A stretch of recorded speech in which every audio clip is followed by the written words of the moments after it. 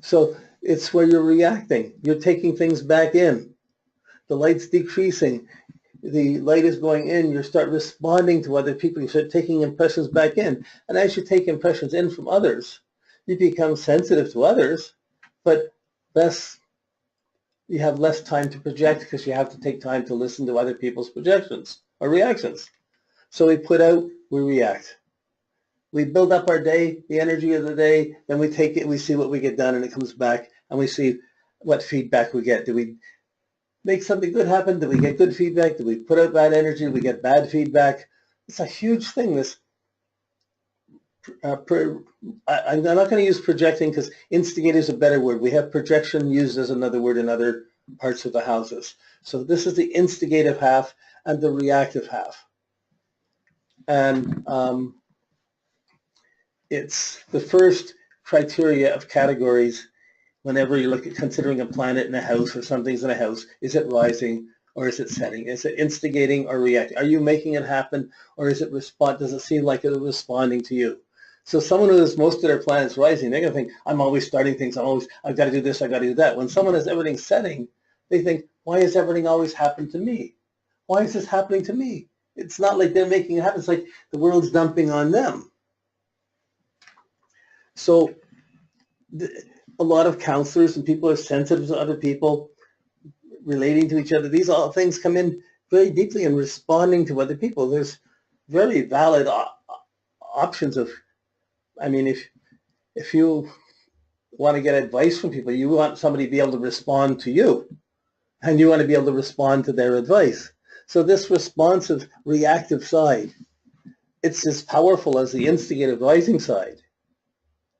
If you don't make the effort, how are you going to get the response? If you don't instigate, who's going to react? So at every moment in your life, this is a challenge. How much have I done today? What did I do? You go through you go through a month of doing things the same way. I can't keep doing it like this. I'm not getting a feedback. But if you're doing things for a month and you're getting good feedback, boy, that's incentive to keep going.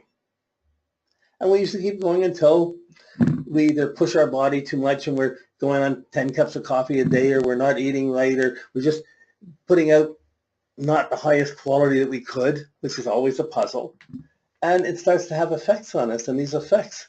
So we project out, and the setting, often our health shows in our health psychologically and physically is based on how well we use the energy that we have and how much we do with it. And then the setting happens how we react to recover it and replace it and recharge it. So at noon, at the peak of our status and life, at our status and position, we're making things happen really strongly. And we're very active, or supposed to be, or have a negative reaction, and we're not being active, but it's a conscious effort.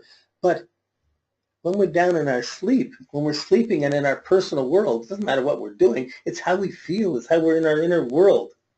And this inner world, this is where the IC is. This is where our personal motive, our inward integrity, how we hold ourselves together, how we feel, if we're feeling good or not good about ourselves. That's on the IC. If we're feeling good about peak position where we got status, we got position, we got power, we got authority, we got respect, we're using that energy, well, then we got it, and we're being so busy. But when we're being that busy, we're often not being very deep. So we all have the point between our home and our personal world and the outer world and what we're doing out there. And this is this line of power.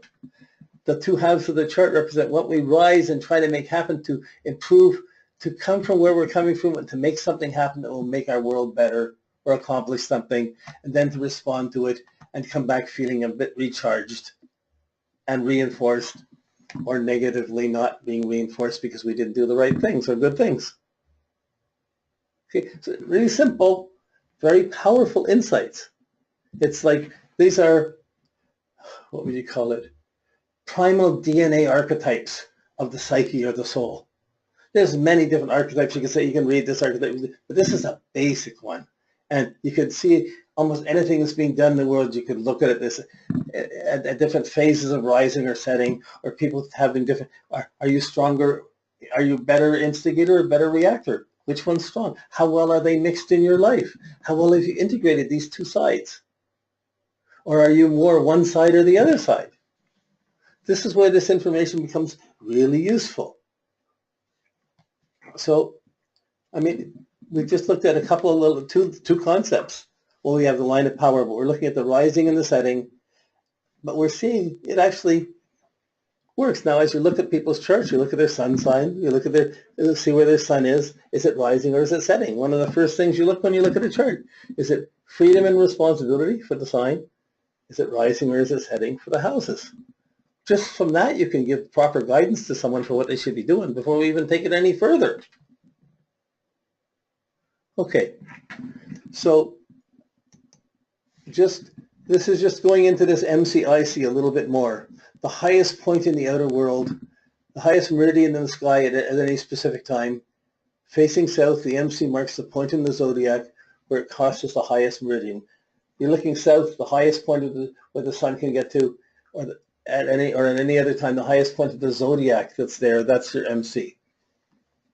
The sun would be at the midheaven at noon, true noon. The point of the zodiac, which any planet would be at the highest meridian, after which it begins to set. So not only does the sun go up to that highest point, the whole zodiac goes around the day, will go over that highest point. So always there's some point in the sky is overhead, some points underneath, and you can start to see what sign, what attitude is on your midheaven, what attitude is on your IC. So this MCIC, this highest point above you, the biggest, your position of power and status and respect and honor and dignity in the world, and how you hold it together out in the world, and the deepest point within you, whether you feel secure, whether you're confident in yourself about it's not about what you're doing, it's how you feel in yourself. You feel good about what you're doing or not doing. It's an inner person. How well did you sleep last night? You know, this idea of sleep and being secure in our sleep and being secure enough to sleep. Boy, in a war zone, nobody's sleeping.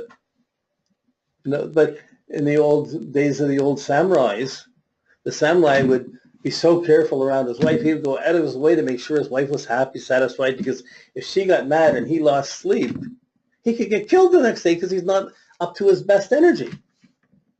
So this point between sleep and activity, between rising and reacting, instigating and reacting, this is the fabric of the light and the dark of the day and the basis of the houses. So this is just another drawing of seeing with the yin and the yang, the solid and the broken, showing the rising and the setting. It's just kind of a repeat. Being a Libra, I couldn't decide which ones to use. So you had the peak of objective power. So the midheaven is the peak of objective power, functional power, status, social motivation, and communal integrity. It's how we're functioning in the world. And the peak of it, it's the status we have. The IC is the depth of subjective power, subjective motivation, the subjective power of just being me, what makes me get up in the morning, why bother, what motivates me, and how do I hold it together? What's my personal integrity, not social integrity? How do I hold all the inner impressions within me?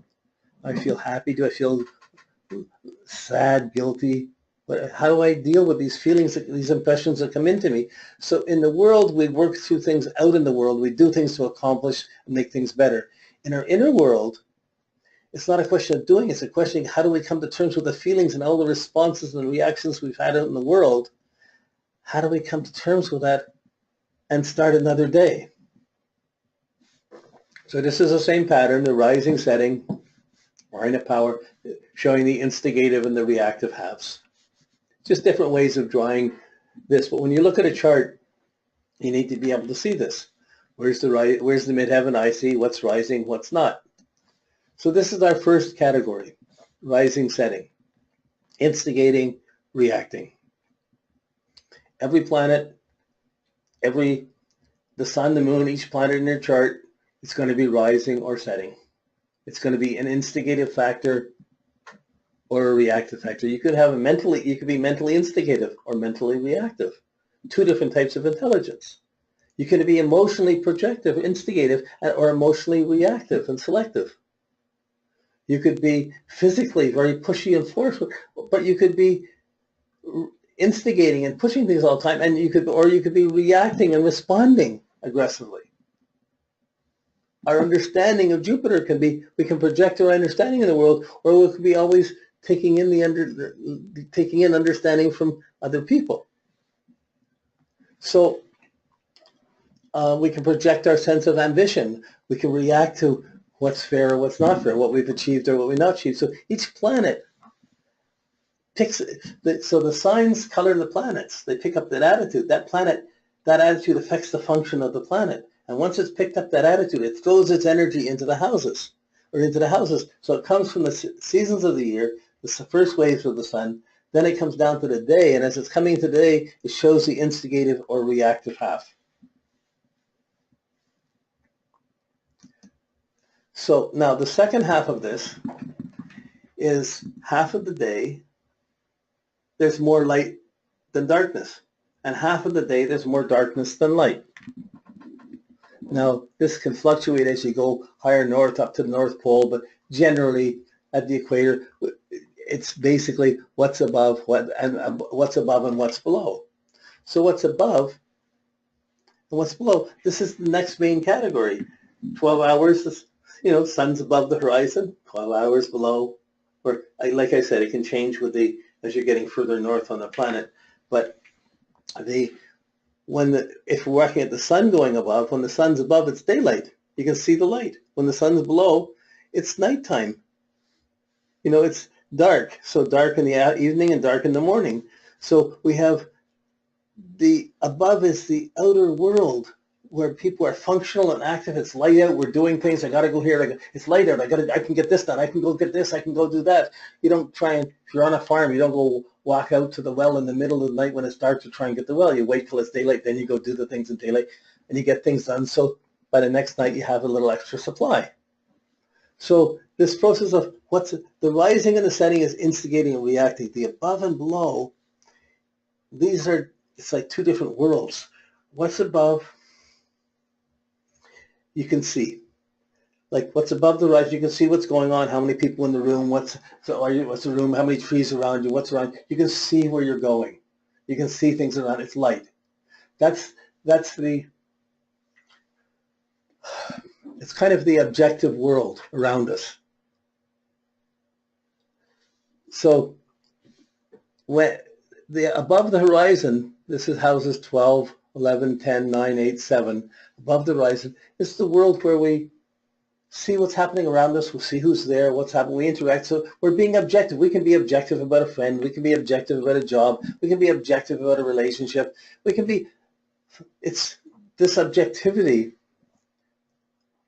It's not just a static term. The objectivity is also our functionality. We function out in the world. And we can be objective about our functioning. And when we can be objective about our functioning, we can probably get the most done. So we all have a certain sense of objectivity in the world, of how to be objective about things and how things have happened, to who we've known, who we haven't known, who let us down, what we accomplished, what we achieved. We all have our bio, our events, our history. Okay, and much of the modern scientific world, that's basically the world. It doesn't really measure the other half, but the half above is it's the outer consciousness. We're conscious of seeing where we are, seeing what's going on, and being objective about it. We can agree there's 3 people standing over, or that's a green tree, or, so-and-so did this work, did their job at the work, or didn't come, someone came in dressed funny, somebody came in and accomplished something, oh, the boss is coming in. There's certain objective things you can see. It's not limited. There's a huge, vast matrix of what different things, how we can function, or how we see our functions. But when it's light out, when things are above the horizon, that above the horizon shows us how we function. It represents the part of our functional world with other people and interacting in that way. And that functional world, by the signs that are there, you can start to see the attitude that we have to our functional world. So if you have your Gemini and all the I, me signs above the horizon, you're going to be very independent and want to do your own thing in the functional world. But if you have Capricorn in the midheaven, or you have the we, us signs strongly above the horizon, you're going to be very responsible and serious. There's going to be commitments. You're going to be much more serious about your functional world.